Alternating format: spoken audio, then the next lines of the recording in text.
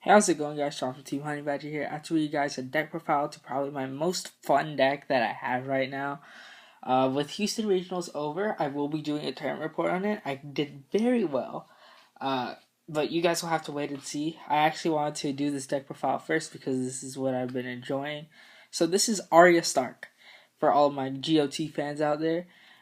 Jewel Knight Salome is probably my most favorite deck to play right now. I haven't used it in tournaments, but I've been playing it casually and for fun. So much fun to use. 16 criticals, 4 grade 3s, a lot of fun. And without further ado, I just really wanted to do this deck. I haven't uploaded in a long time, but I figured I'd start with something that I really wanted to upload rather than something I feel like I have to upload, aka my tournament report. So, let's jump into the deck profile. Starting it off, we have Jewel Knight Tiffany. Jewel Knight Tiffany, of course, put it to soul. Give 2 Jewel Knights plus 3k. Really helpful when you're making those push turns. And yeah, it's pretty awesome. Next, we have 4 Jewel Knight Bartram. Being able to send this card back and call it early, you could just have 2 and like 2 7Ks or 2 Symbolines. It could allow you to draw cards and help you fish out your grade 3s, which you only play 4 of. 4 Jewel Knight Rochelle or Noble Stinger.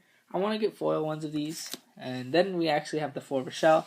So these are the only Jewel Knight criticals that we have. And then for my other 2 crits, because I mentioned I play 16, we have 2 Perilo and 2 of this whatever Sanctuary of Light.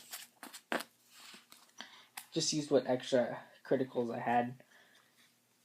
Next, for the grade 1s, we are playing 2 Miron. I do run Ben on this deck just because I feel like it should be run in every Royal deck outside of Blasters.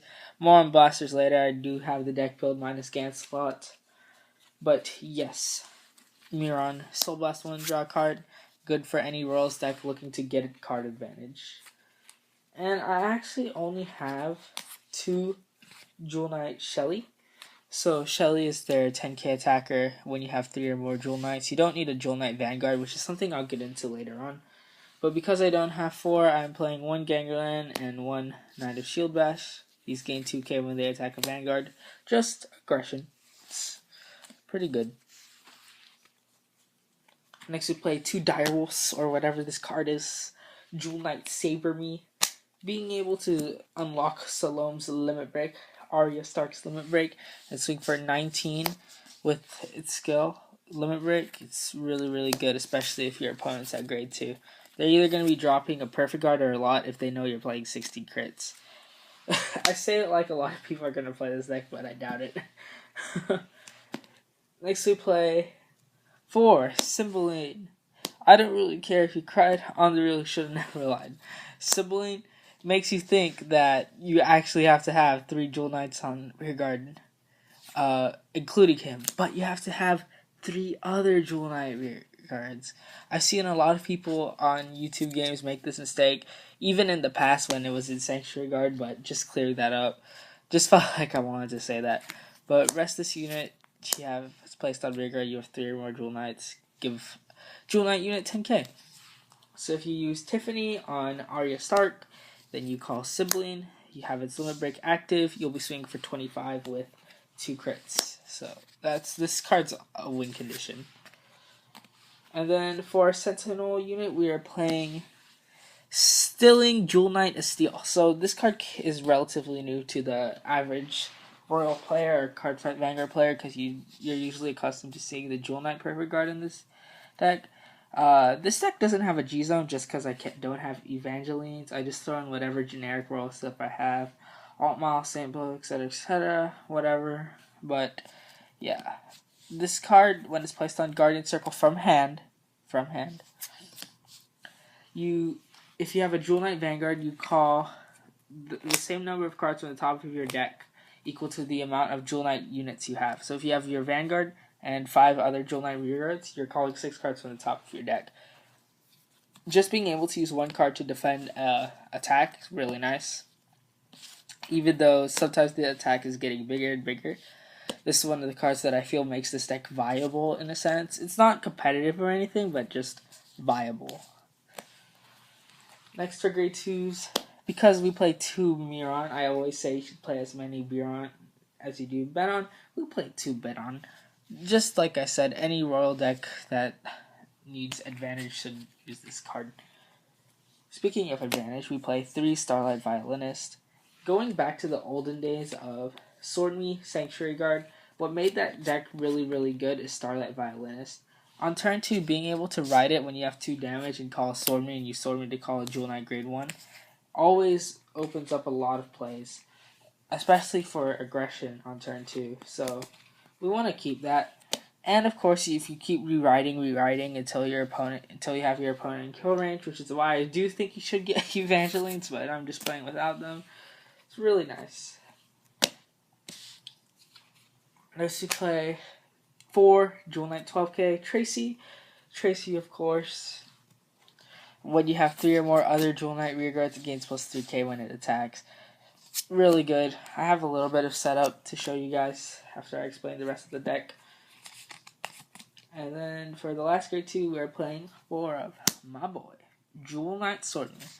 Of course, because of the restriction, you can only run Jewel Knight grade 3s with this card.